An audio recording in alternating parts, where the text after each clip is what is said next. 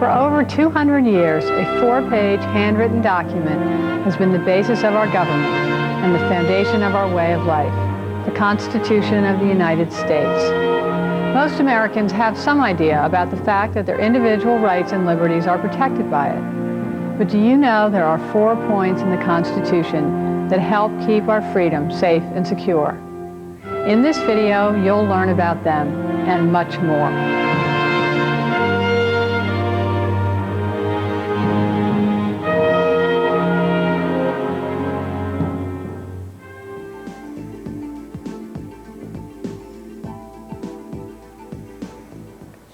Hello, I'm John Young, President and Chief Executive Officer for New Hampshire Federal Credit Union.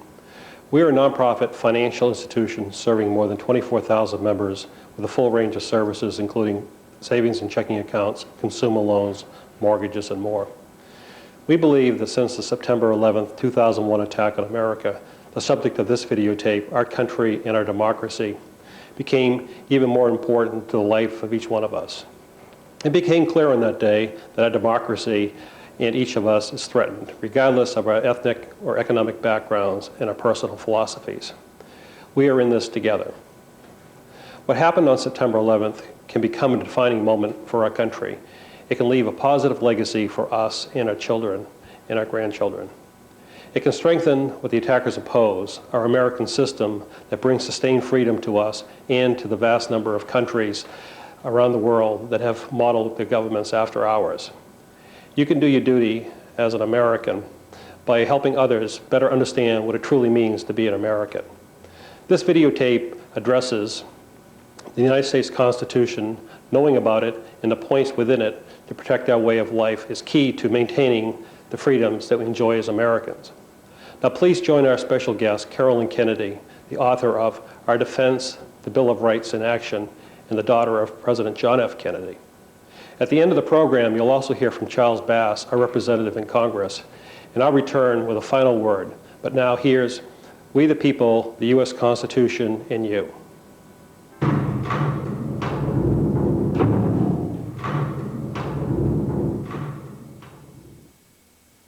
I'd say obviously well, most of the power is held with the president. Political power, well, obviously the president, I suppose. The administration and government officials hold the power. The senators and the representatives. Oh my God, one of those. Hi, I'm Caroline Kennedy. It's not surprising to hear people say the president, senators, and representatives are the ones that hold political power in our country. But the truth is, it's not that simple. The real answer is here. The first 3 words of our Constitution tell us who's really in charge. We, the people. Senators, representatives, even presidents are in office temporarily. The power they have comes from the people who elect them. That's the way our system of government works. And it's based on this document written over 200 years ago. But how often do we Americans think about the way the Constitution supports our government, our democracy, in fact, our very lives? I think about the Constitution pretty rarely. I really don't think about it too much, really. I think I take it for granted. I don't really think about it that much. I think about it a little, but I wouldn't say very often. I don't really think of the Constitution that often. Okay, so the Constitution may not be the first thing on everybody's mind. Still, it's a pretty remarkable document. After all, while just 4 pages long, for over 2 centuries now, it has secured our basic rights and freedoms. But before talking about them, let's review how our Constitution came about in the first place. In the early 1780s, when there were 13 states in the country, what we call the United States of America didn't exist. That's because there was no strong central government to hold the states together. After 4 years of independence, problems arose between the states. Some were serious enough to bring several close to war. So in 1787, delegates from the states got together in Philadelphia to see how they could strengthen their alliance and keep peace between them. After 4 months of discussions, disagreements, and compromises, these delegates produced this Constitution, and with it they formed a new, more unified nation, the United States of America. Ours is the world's first complete written national constitution. It's based on the idea that political power belongs to the people who are governed. And since its creation, it's become a legal document copied by nations around the world. But it's not enough to be the first or most copied. Our Constitution is unique in part because it sets up a system of government based on laws agreed upon by the people themselves. Back in 1787, this was a pretty revolutionary idea, especially when you compare it with governments where a monarch or an elite group enjoys complete power. Under these systems, some important rights like free speech often don't exist. Deshalb friedfertig sein und mutig. The same goes for a right to a fair trial and the right to vote. In many cases, the rulers could, and often would, abuse power for their own benefit, putting in jail anyone who disagreed with them. And there was little people could do to protect themselves. The American Constitution eliminated these threats. It made the law the supreme authority in the nation, making everyone subject to its rule. Still, creating our system of government took some ingenuity. To preserve peace and protect citizens, the U.S. Constitution deals with power in a special way that keeps our government strong, but not too strong.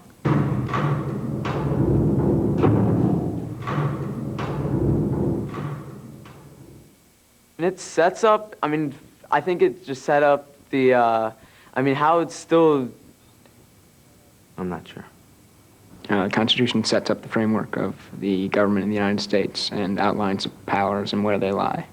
It separates it into 3 branches of government: executive, judicial, and legislative. That's pretty good. Now, there are 7 articles, or chapters as we might call them today, in the Constitution. The first 3 show how the power of the people will be handled by setting up a system we all learned about in grade school, called checks and balances. Article 1 creates the lawmaking branch of our government, made up of the House of Representatives and the Senate. Article 2 creates the executive branch, headed by the President, whose job is to carry out the laws made by the Congress, and also recommend new laws for Congress to consider. Article 3 sets up our court system. The Supreme Court is the ultimate authority on legal decisions throughout the country and the laws passed by Congress.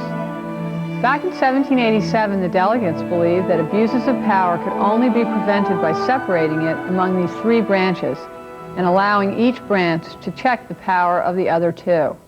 Mr. Speaker, 435 out of 435 members of Congress seem to agree that Americans need a tough crime bill. As you know, Congress proposes laws which the President approves by signing or rejects by vetoing. Opposed, no. In the opinion of the chair, 2/3 of those present having voted in the affirmative, the rules are suspended. But with a 2/3 majority in both houses, the Congress can overcome the President's veto, making it a law. Meanwhile, the Supreme Court can strike down a law or a presidential action by declaring it unconstitutional. The Constitution also lays out the power-sharing relationship between the federal government and the states. But as innovative as the separation of powers idea is, our Constitution does more. I, Franklin Delano Roosevelt, do solemnly swear that I will faithfully execute the office of President of the United States and will, to the best of my ability, preserve, protect, and defend the Constitution of the United States. preserve, protect, and defend the Constitution of the United States. Help me God. So help me God.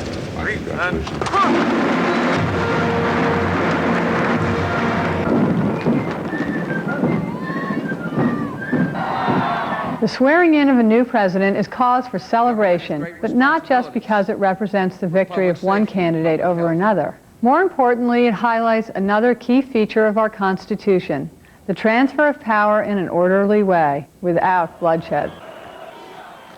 You can see how important this is by looking at history. For centuries, power has changed hands as the result of armed conflicts, costing countless lives. Today, we still see these conflicts occurring around the world. Preventing a violent transfer of power is what our Constitution has done from the beginning. And as a result, the freedom of the people, yours and mine, has been guaranteed.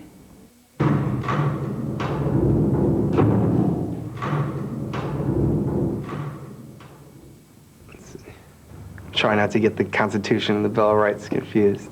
Oh, see, I want to name things like, you know, like the freedom of the press. The right to religion, the right to vote. Freedom to hold assembly. Freedom of the press, freedom of religion, freedom of speech. Those are all that I can remember.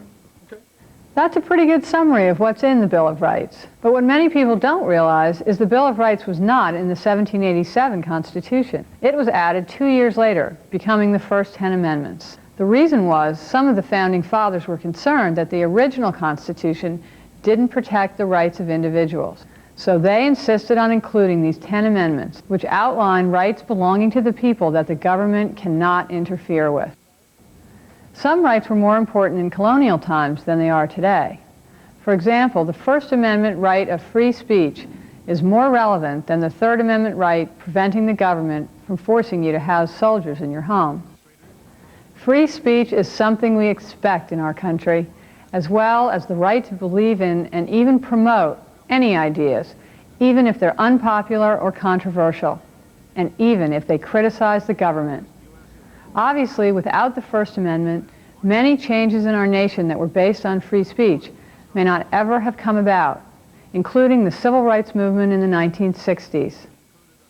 Somewhere I read of the freedom of assembly. Somewhere I read of the freedom of speech. Somewhere I read of the freedom of press. Somewhere I read that the greatness of America is the right to protest for right.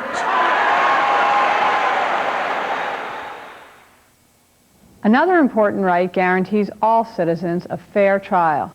In fact, nearly 2/3 of the Bill of Rights deals with protecting people accused of a crime. You've heard them mentioned. They include the right to a fair trial, trial by jury, freedom from self-incrimination, and freedom from cruel and unusual punishments. At its core, the Bill of Rights safeguards the rights of individuals when they face the overwhelming power of the state. There's one other right that isn't a part of the Bill of Rights or the original Constitution, but is probably the most important of all, the right to vote. It was guaranteed by the 15th Amendment after the Civil War. With it, citizens have a voice in electing people who will uphold their other rights. Without it, they're powerless to play a role in our democracy, which makes the right to vote perhaps the greatest right a citizen can have.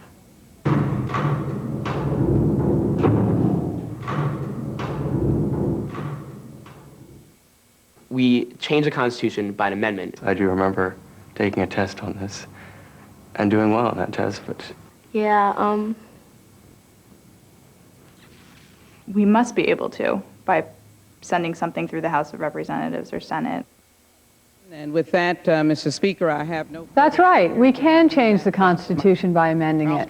That's important to know.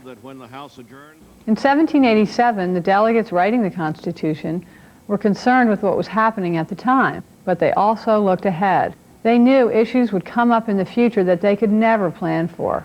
They wrote Article 5 so we could amend the Constitution, adding parts that correct, revise, or delete earlier sections. As with the Bill of Rights in 1789, amending the Constitution keeps it relevant to each era, whether it's outlawing slavery after the Civil War, granting women the right to vote in the 1920s, or 18-year-olds the right to vote in 1970. This gives each succeeding generation of Americans a chance to breathe new life into the Constitution, making it live for them as it has for those in the past. Unless you're planning a career in politics or the law, why bother worrying about preserving or protecting the Constitution? After all, our government's already in place, the system's running fine. Why worry about the right to free speech, a fair trial, the right to vote, or the separation of power? Well, just think about life without them. Recently in Yugoslavia, in the last maybe 3 years, Milosevic, the former president who ruled from 1989 to last year, he altered the constitution on many occasions so that he could remain in power. Okay, in the Congo at the time, people were afraid of saying something against the political leaders for their own safety.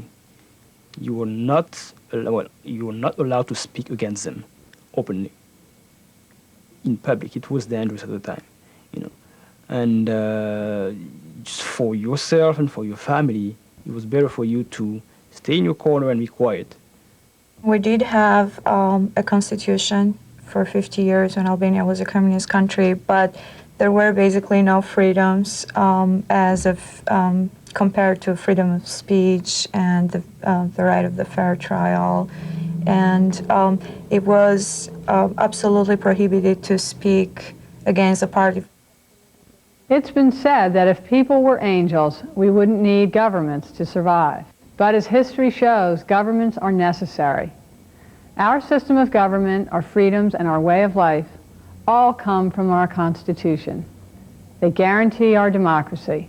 We may complain about it, but as Winston Churchill said, democracy is the worst form of government, except for all the others that have been tried. At the core of our Constitution are the right to vote, to free speech, to a fair trial, along with a three-way separation of power. These are the foundation of our American democracy. Without the Constitution, our democracy would be weaker. What's more, we could be subjected to sudden and violent change that would disrupt our educational institutions, our economy, and our legal system, which work together to make our country strong. Well, our country without our Constitution would be a lot like a dictatorship. It would be in a state of anarchy. I think it would be pure anarchy. Well, the Constitution is important because it states my rights, and I think those are incredibly important. Hopefully you're seeing the Constitution in a new way, not as an old document belonging to history, but a living document that protects your freedom and your way of life every day. Ask not what your country can do for you.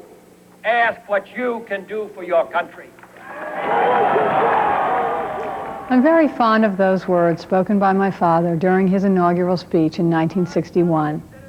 They reflect his vision for America and his gratitude for the privilege of serving the people of this country. As with other members of our family, he felt there was no greater responsibility than public service, and to him there was no greater reward. Each of us as Americans has a responsibility too. It may not involve a commitment to public life, but it does involve understanding the principles of our democracy. And it starts with knowing the basics of our Constitution and exercising our right to vote. For without knowing these basics, we risk losing more than our rights. We're fortunate to live in the greatest country on earth. We need to make the most of what we've been given by our parents and earlier generations of Americans. A system of government based on the rule of law, a nation conceived in liberty, and a democracy of the people, by the people, and for the people. For me, the day I feel most proud to be an American is not the 4th of July, it's Election Day. That's when each of us has a say in what kind of America we want to create in the future. In 1960, when my father was running for president, if one person in every precinct had voted the other way, he would have lost the popular vote. I used to think of that as a statistic from the past, until the election of 2000. We all saw the Constitution in action, and we all learned firsthand that every vote counts. The Constitution gives us the right to vote. If we care about our families, our future, our communities, and our country, we have to use it. I'm Caroline Kennedy. Thanks for watching. Hello, I'm Charlie Bass, your member of Congress. I was first elected in 1994 to represent you in the 2nd Congressional District of New Hampshire. As you may know, the district includes the western half of the state, from Concord to Keene and Salem to Pittsburgh. I'm pleased to be a part of this video on our Constitution. In particular, I think it's important for you to remember that in addition to the Constitution's 4 key points, ultimately, political authority in our country belongs to you, the people. We in Congress are your elected officials, given the day-to-day task of running the government. But this in no way diminishes your rights and responsibilities as the rulers of our country. I'm here to serve you, and it's in the spirit of service that I say thank you. As I said earlier, working together, we at New Hampshire Federal Credit Union and you can create a positive legacy from the tragedy of September 11th, 2001. When Hampshire Federal Credit Union was formed in November of 1941, our nation had not yet entered World War II. The attack on Pearl Harbor occurred just weeks later on December 7th, 1941.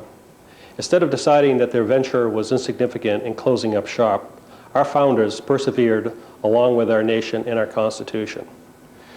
Share with others what you know about the U.S. Constitution and our rights and freedoms. As we've seen, it not only has history behind it, but a great future ahead of it. On behalf of all of us, thank you.